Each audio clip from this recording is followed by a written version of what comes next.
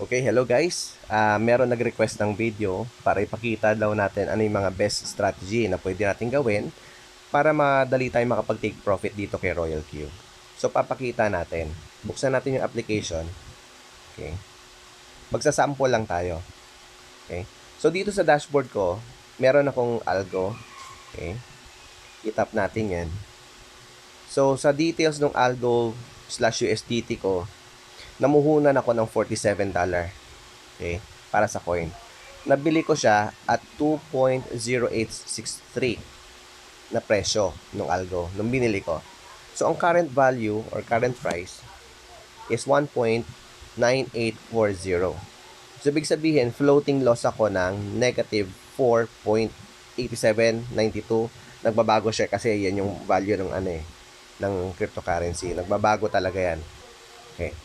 So ngayon, para mapabilis natin makapagbenta si robot, especially pag the moment na tumataas na yung value, ang gagawin natin, yung manual replenishment. Itong makikita nyo itong icon na nakaturo, na parang may pinipindot itong buy, itap nyo yan. So ito yung details ng coin ko. Okay? So namuhunan ako ng $47 para sa algo. Nabili ko siya at 2.0863 USDT. Ang current price ngayon is 1.99. So, negative 4 siya, no? Negative 4%. Ngayon, para mapalapit ko siya sa current price at mabilis makapagbenta yung robot, kasi nga, di ba, ang pina-follow nating settings is yung take profit ratio natin is 1.3% na trigger point. Tapos, take profit callback natin is 0.3. Doon siya magbebenta. Okay? So, para mapalapit siya at makapagbenta agad, ang gagawin natin, itap natin itong market price. Okay? By the way, magagawa mo lang to pag meron kang extra fund, meron kang extra USDT. Kasi, popondohan mo ulit itong coin mo eh. Dadagdagan mo para lumapit siya sa current price. Okay? So, for example, meron akong 50 USDT. Sample natin. Type natin dyan. So, tignan nyo. Yung estimate, bandang gitna ha, estimate average price, naging 2.0332 USDT. Pero yung pagkabili ko nung una is 2.0863, medyo bumaba, medyo lumapit siya sa current price. Ngayon, negative 2.30 something na lang ako, di ba? Eh what if meron ka pang extra fund like 500 USDT, sample lang. So yung current, yung estimated average price niya ngayon is 1.9923.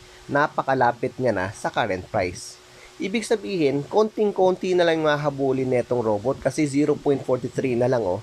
So the moment na gumalaw paakyat yung robot at umabot sa 1.3%, trigger point na yon para magbenta siya. Kapag bumaba na 0.3, benta ka agad yung robot. Ngayon, magkano kikitain mo doon? 1%, di ba? 1% ng 1% ng 547 kasi dinagdagan mo yung puhunan mo. Naging 547 para mahabol mo lang yung unang pagkabili mo. Hindi niya nahabulin yung average price na 2.0863. Medyo malayo na yun eh. 4% lugi na yun eh. So, inilapit natin para mahabol niya. Ngayon, pag nagbenta na to, 1% ng 547 USDT, yun yung kikitain mo at that transaction. So, babalik yung puhunan mo, mag-uumpisa na ulit siya kung magkano yung buy-in amount mo. Kumbaga, yung buy-in amount ko dito is 47, babalik ulit siya sa 47, pero bibili na siya ngayon sa mas mababang presyo kung ano yung nasa current market na galaw. 'Di ba? So, mas mabilis na makakapaglaro yung robot mo ng buy and sell. Magsa-cycle na lang yan paulit-ulit. So, ganun lang para mas mapabilis yung pagbebenta. Yung tinatawag na manual replenishment. Yun yung manual ha. Kasi actually ginagawa ng robot yan eh. Yun yung sa margin call naman.